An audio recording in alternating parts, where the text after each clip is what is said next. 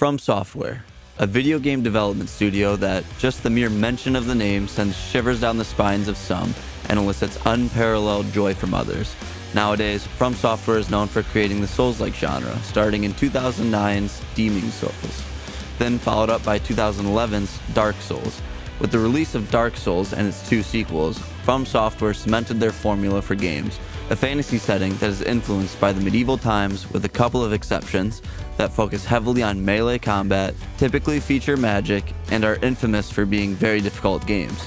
Despite these games not having unanimous approval because of their difficulty, they most definitely are well-crafted games that have a dedicated fan base. This was proven to the fullest extent with their 2022 game Elden Ring, which did see widespread success and won Game of the Year in 2022. However, this is only modern-day From Software. You see, the developer has been around a lot longer than some younger gaming fans probably realize. From Software was actually founded way back in 1986, releasing their first game in 1994, and in the late 90s and early 2000s, they were known for a very different kind of game. In 1997, they released a little game called Armored Core, a mech combat game that could not be more different than what they typically make today. But much like their early Souls games, they were not for everyone, but definitely had a committed fan base. From Software knew this as they continued to release Armored Core games for almost 20 years. However, with the success of their Souls games in the late 2000s and early 2010s, they decided to put the Armored Core series on a hiatus, with the last release being Armored Core 5 in early 2012. At least, that is, until now. From Software, spurred on from all their recent success, decided to resurrect the Armored Core series in 2023 by releasing the first entry into the Armored Core series in 11 whole years. And luckily for you, I have played the game and am here to report my findings and experiences. So let's jump into the world of Armored Core 6, Fires of Rubicon.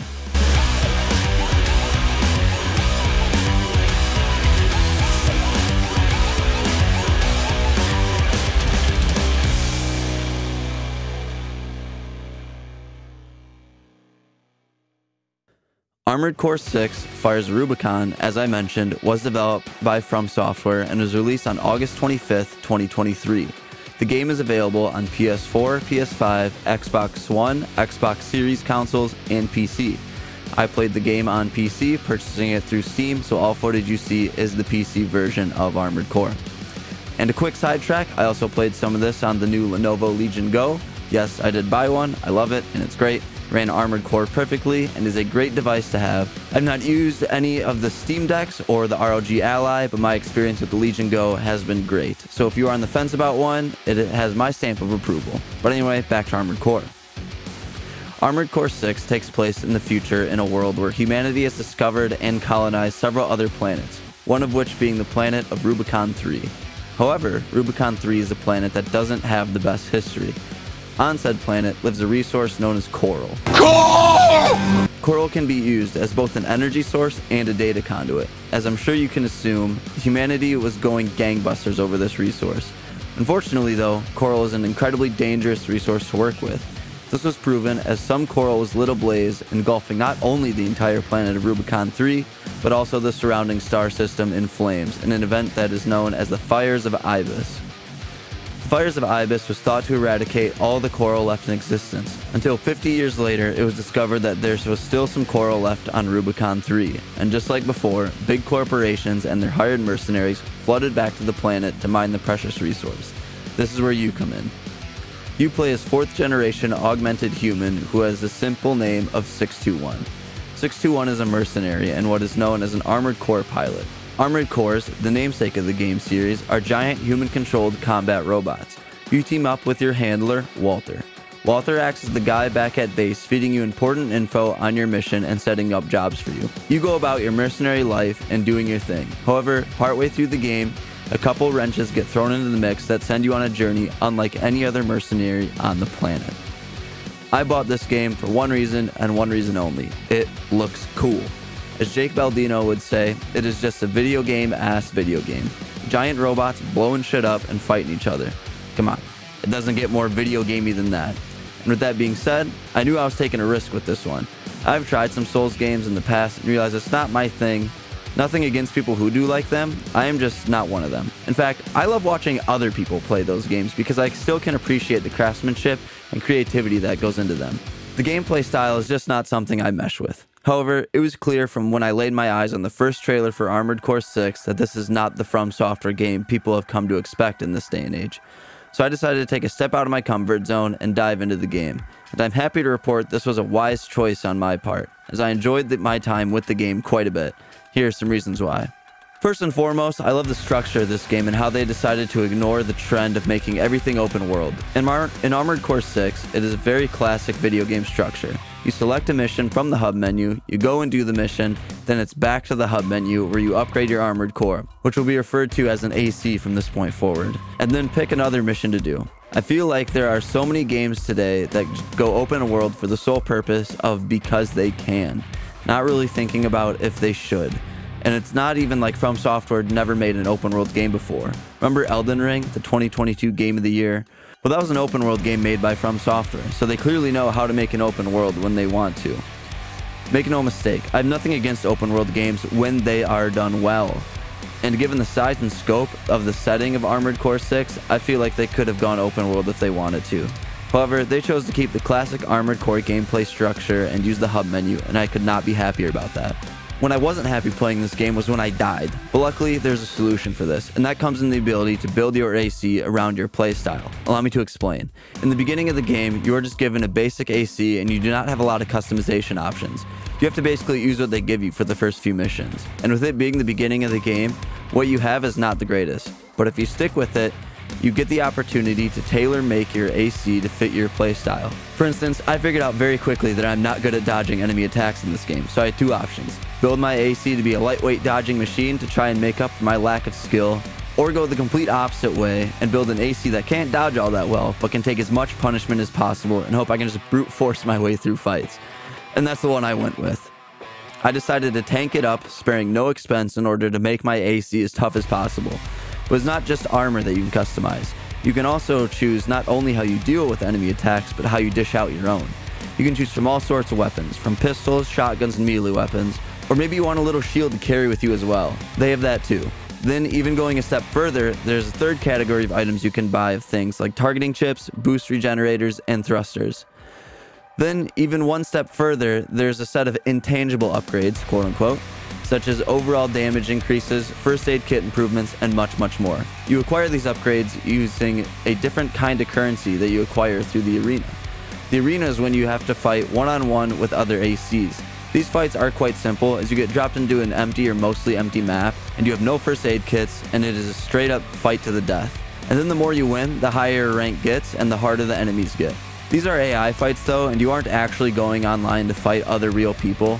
There is a multiplayer component to Armored Core 6, but at the time of writing, I haven't touched it. I bought this game for the single player experience, but I digress. I learned that I do my best in this game using a tank of an AC equipped with heavier weapons, so for most of my playthrough, along with my giant health bar, I used dual-wielding miniguns in my hands and the most powerful rocket launchers I could get strapped to my shoulders. Then, I rather appropriately, if you ask me, named my AC Shock and Awe. Now, I know what I'm saying completely contradicts what I said about customization and upgrades in my Spider-Man 2 video, link in the description if I remember to put it there. But I found what works for me quite early on in this game and stuck with it, so I knew what to look for and what to upgrade, which, to be honest, I did not buy upgrades all that much. Towards the second half of the game, I found myself with a surplus of money and just buying things to try, eventually not like, and go back to my tank build. So that plays a part into it. But also, everything here was presented with such clarity. Contrary to the Starfield shipbuilding system, when you're putting your AC together, if there was something that didn't work, the game would tell you right away. For instance, if you have weaker legs attached, you can't load up with nothing but the heaviest weapons. You have to use lighter weighted weapons and armor.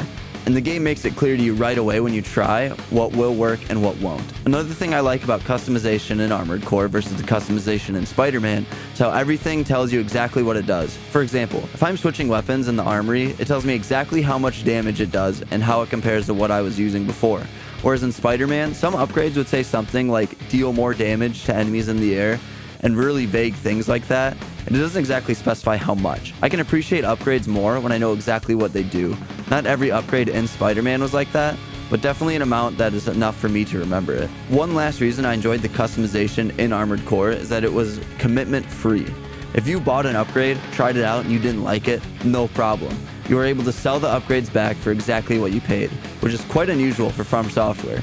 Typically in their modern titles, you commit quite early to a specific build and likely have to ride out the whole game with that build. In Armored Core 6, you can try a different playstyle and AC build every mission if you really wanted to. And I can appreciate that because it encourages experimentation and variety. If you don't like something, you can immediately get rid of it and be right back where you were beforehand. In many games, when you upgrade things, if you don't like it, you're either stuck with it or you can sell it back, but for a reduced amount from what you paid. I was glad to see From Software take the road less traveled here and let you experiment as much as you want. So what all this boils down to is I do enjoy the customization in this game, but by talking about this, what I'm really praising is the acceptance of many playstyles. Sure, I went with a super tank build and tried to take as much punishment as I can, but that is just me. Not everyone is going to want to play like that. You can go the complete opposite way and make a super fast moving, light hitting AC where you fly around the battlefield at the speed of lightning and take advantage of small openings where you can. Or anything between that and my playstyle if you want a mixture of both on any level, you can do that. And the more people that can happily play your game, the better. And it is clear From Software thought about that. Now, lastly, after that long ramble, I want to talk about the story of this game. Typical From Software fashion, it starts off quite vague, and in my single-player experiences, that is not typically what I am looking for. However, I stuck with it, and boy am I glad I did, because it definitely gets more clear as you progress further. You start to understand the factions, the characters, and the situation as a whole a lot better as time goes on. And in full transparency, I actually looked up the story of the game to make sure I understood it all.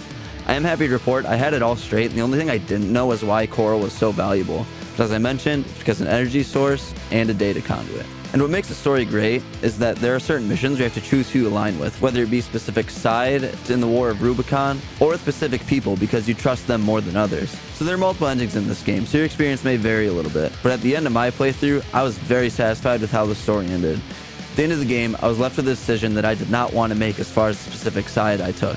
And it was probably one of the hardest decisions I've ever had to make in a game. It was so hard that I actually picked one path, got partway through the mission, then quit the mission because I changed my mind and went the other way.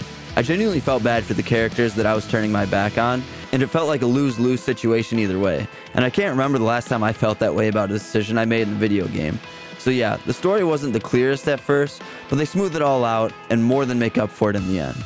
I was honestly going to put the vagueness of the story in the dislikes column, but after finishing the game, I just can't justify that. And because of that, I can honestly say I have nothing negative to say about this game. Armored Core 6 is truly a great game in every facet that I've experienced. And that's really it.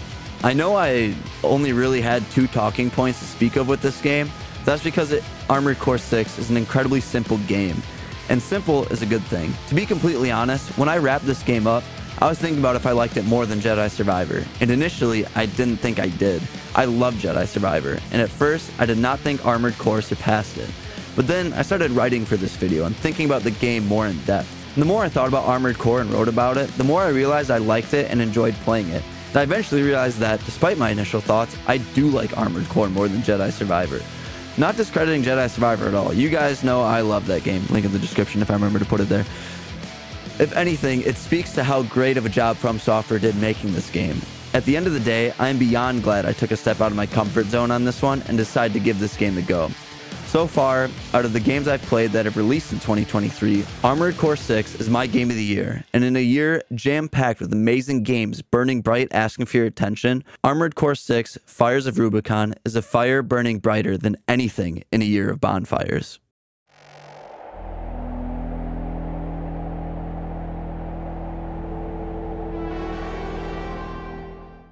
Well, there you have it. I'm a lot bigger fan of Armored Core than I thought I would be, but like I always say in my food videos, it always pays off to try something new. Thank you so much for watching this video and listening to me ramble and kind of contradict myself based on a previous video. If you like this video, make sure you tell YouTube that, hit that thumbs up button. It really does go a long way. And of course, let's talk about anything Armored Core in the comments. Your thoughts on the game, your experience with it, the older games in the series, anything you have to say on Armored Core, I want to hear about. So make sure to let me know down in the comments. For the next game video, as of right now, the plan is for Lies of P. If Armored Core is taking a step out of my comfort zone, Lies of P is running a marathon outside of it. I am an hour into it at the time of writing, and I think I'll be able to handle it, so make sure you subscribe to the channel and hit that little bell to turn on post notifications so you don't miss when that video is released. But until then, thanks again for your time and attention, and I'll talk to you in the food videos. See you there.